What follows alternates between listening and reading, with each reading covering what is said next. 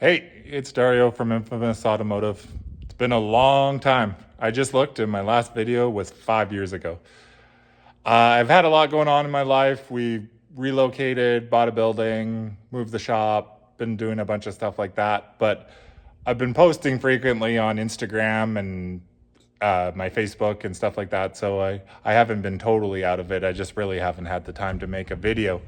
But I've been building this car behind me and people have been bugging me about details on it. So I figured I would actually make a video on it. Building the car for about a year now and we're on the final assembly point. So I thought this would be a good time to show the 4x4 stuff and what's going into it. And then it doesn't have to be a long drawn out 10 episode video. So I'm just gonna flip the camera here and I'll kind of give you a rundown of what we got going on. Here we are in all of its glory. As you can see, it's a 1978 Ford Fairmont wagon. We've done a bunch of rust work on the bottom. I had to rebuild the rocker. They don't make rockers for these cars, so I actually ended up building them from scratch. It's got different fenders on it now. We're gonna paint them. The whole bottom of the fender, like right here, was missing because it was rusted out so bad. There's still a little bit of rust in front of the wheel well, and there's rust behind the wheel well, but we're just gonna get to it as it comes. So inside the car, we just did a 850 cage on it. It just actually went to cert the other day. As you can see, the massive tranny tunnel for the 4x4 stuff. I started mounting I got a Holly HP for it. This is some Amazon relay panel, solid state relay for the bump button. And these are seats out of actually one of our other cars that we had kicking around. I tried to recycle as much stuff as possible. In this car, I didn't really want to spend a lot of money. So we were just kind of using what we have instead of buying stuff constantly.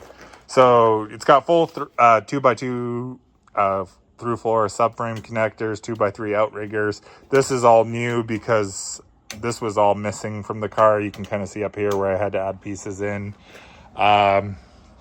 I made the rear bars go so I could run the rear seat. I don't know if we're gonna actually run the rear seat, but that's what I'm gonna attempt to do. As you can see in the back here, we had to raise the tunnel all the way up. So this is kind of above where the back seat would go, just to give it drive shaft clearance.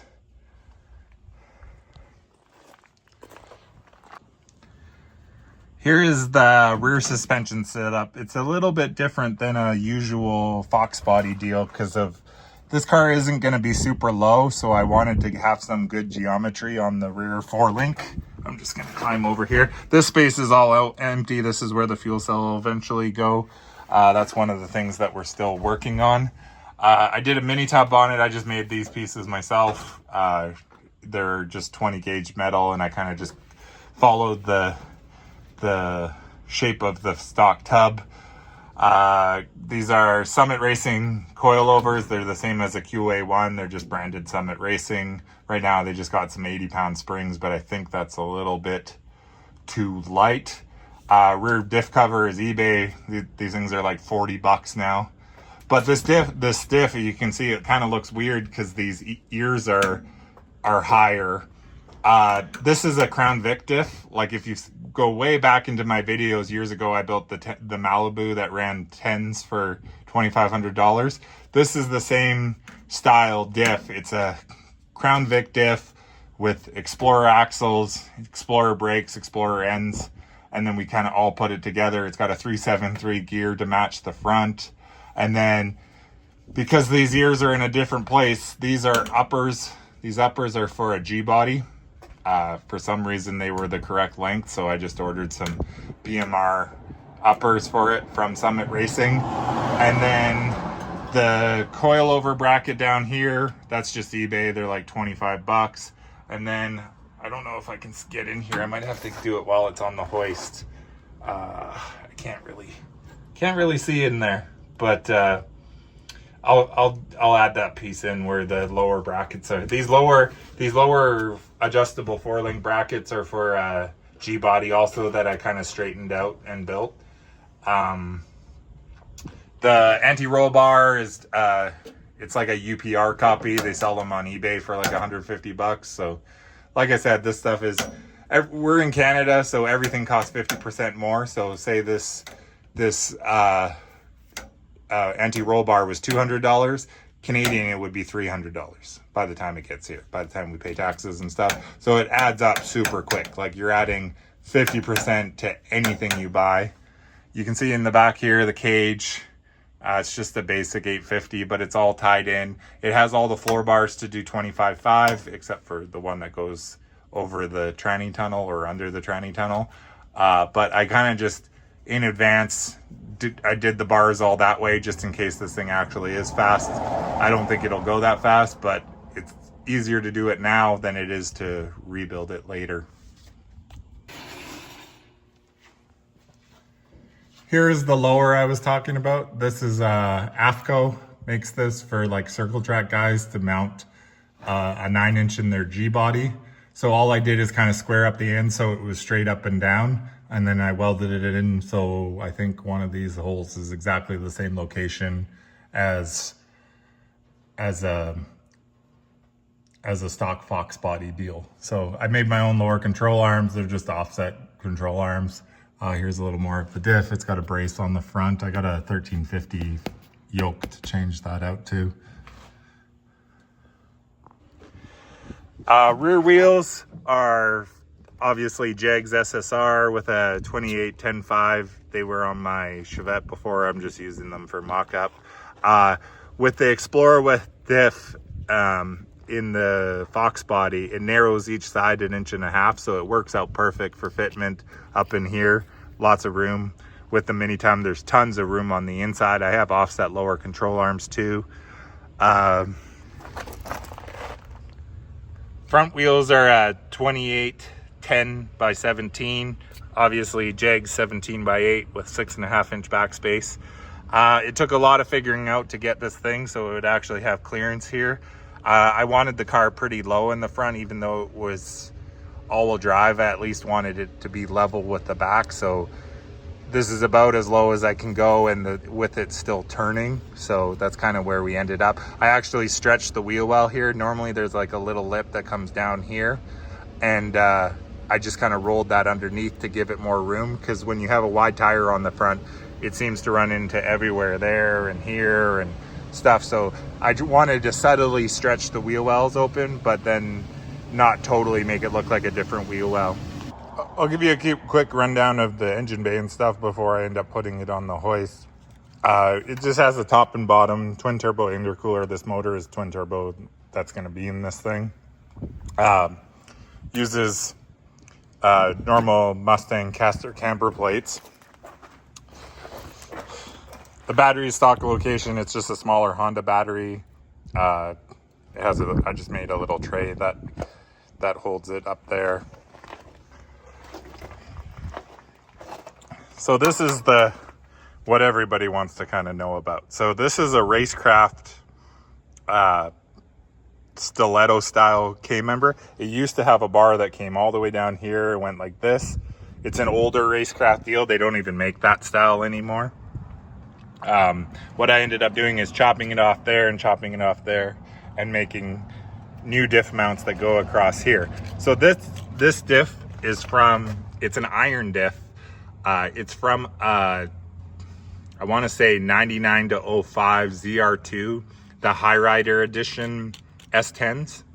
So in those trucks, the 5-speed trucks came with an iron diff, and in the automatic trucks, they were aluminum. So I guess they figured that guys with the manuals were going to dump the clutch in 4-wheel drive and blow up the front diff. So they've made them iron in the exact same dimensions as an aluminum one. I could drop an aluminum one in here and not have any difference.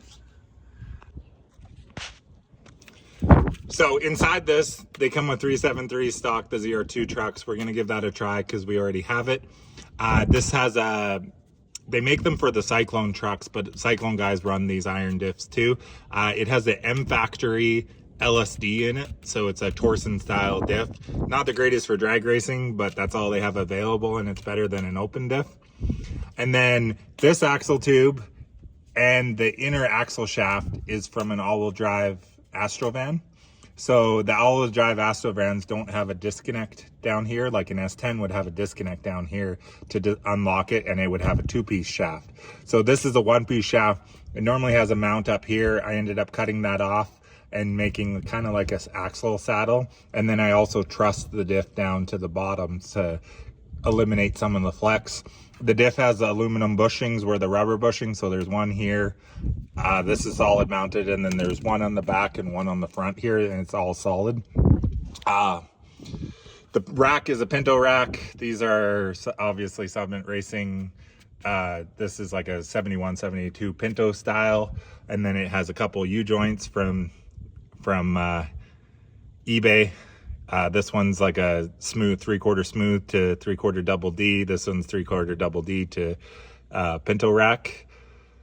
And then it has like a little steady bearing that comes down here and attaches. These are where the cross member used to come down. I just bent up some hoops and made some tow hook points, which work amazingly well. And this is just all to tie in the front diff. It has about a 3-inch drop on the K member. I'll explain later why that is. And then on top of it, we have, this is a Prius power steering. Once I put the car together, we had it mocked up with the steering without this, and you could barely, you try to turn 28, 10 slicks on the front with a LSD, and you're not going anywhere with manual steering. So I did some research, came up with this, went to the junkyard, got I think this one's a Corolla. So the Corolla one's tied in. I removed the bottom bearing on the steering column, and then this kind of just ties into it. This is the module for it. All it needs is power, ground, and then this little wire here is just a key on power, and then it'll operate at 80% assist. And even with nothing in it right now, it already is a huge help, but you can notice it. So you can see on the inside here where I raised the tunnel up, so it's like cut there, and then it goes across here. So there used to be 4 of these ribs here, and I raised the one that was down here up to here, just kind of to give it a little more space. And then now we'll put it on the hoist, and I'll pull one of the front wheels off and show you underneath what is going on there. This flange, actually, I forgot to mention before. Normally an S10 front diff has a 1310 U-joint, whereas the full sizes use a 1330 U-joint. This yoke is off a 7.5-inch S10 diff, rear one, like a base model one, and it bolts on. It's exactly the same pinion spline and seal size, so you can use a 1330 or whatever, a 3R that the GM calls it, U-joint on a smaller diff. So it just eliminates one more weak point. All right, here we go. We got it on the hoist. I'll kind of continue on where I was before. These knuckles are for a 2000 Chev Impala, like just the early 2000 Chev Impala.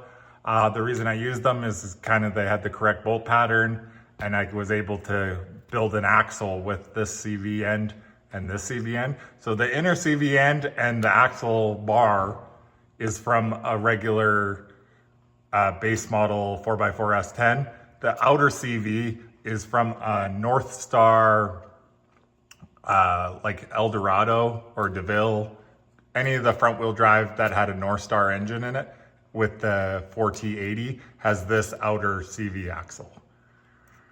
And then I needed a little bit smaller wheels because I wanted to be able to run a 15 on the front. This car will fit a 15. So I ditched the brakes that it comes with on the Impala, and the spindle has the same mounting pattern as like a 2002 Chev Malibu, but they have aluminum calipers and a slightly smaller rotor. So all that ended up bolting on to the Impala spindle. The coilovers are actually for a 2000 Impala. These are max speeding rods. You get them on eBay. These were like 150 bucks. All I did is take the top hat off and use the caster camber plate from the Mustang, and it all worked together. And it actually is really close camber wise. It just gives you more room for the wheel and tire, because this is a more straight up and down. And with the spindle, I have see, this is a 2x3 block. If you look at the center line of the spindle, the ball joint is 3 inches lower than it would be on a Foxbody. So that's the reason why the K member has to have the spacer, is because this is like a drop spindle compared to the spindle that a normal rear wheel drive car would have. The bump steer kit is SN95. It's a 14 mil on the inside. These outer tie rod ends are off of a 1987 Dodge Dakota. They have the same inner spline as the Pinto, but they're way beefier. Normally the outers on a Pinto rack are like under 1/2 inch, and then they have a 1/2 inch thread on it. So these were 15 mil. Then all I did is take the 14 mil thread and run a 15 mil tap through it. I bought a cheap $8 tap because all I knew I was only going to run it once. So then I used the $8 tap, run it through here. This is just cheap eBay bump steer kit for SN95, and it all worked together. It worked out really well. Here's another shot. You can see the big spacer I made here, just spaced down the rack. Normally this would be up there, so that's 3 inches there. I built the lower control arms. You can see how they're kind of offset right here. This is to clear the tire. So like if I used a normal A-arm that went from here straight up to here, it ran into the side of the tire. This thing will get full lock to lock till where the slick touches here and the slick touches up here. So I can turn it fully sharp as I want to with it at the right height it's at, and it works out pretty good.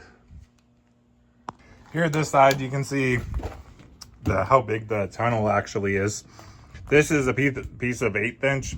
This is actually where the transfer case lives and the transfer case chain. So I didn't want to have it where if it ever kicked the chain out of the transfer case, it would come through the floor and bitch slap me.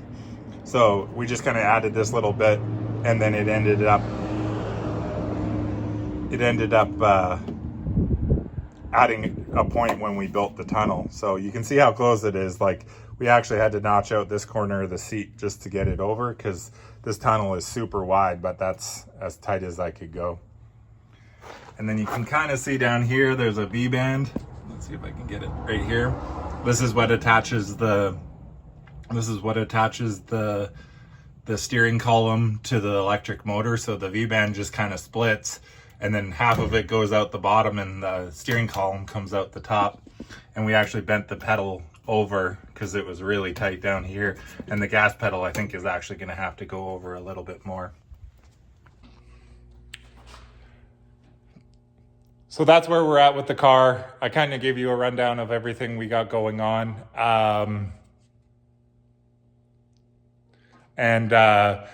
We're just gonna keep moving forward. I'll probably do another video once it's running. I'm not totally sure. We just dropped the engine in, and then we got a few things still to figure out, and I'm sure I'm gonna have a bunch of new problems, but that gives you a gist of what the car looks like and kind of what we got going on with the all-wheel drive system and stuff. Thanks for watching. I promise it will be less than 5 years for my next video.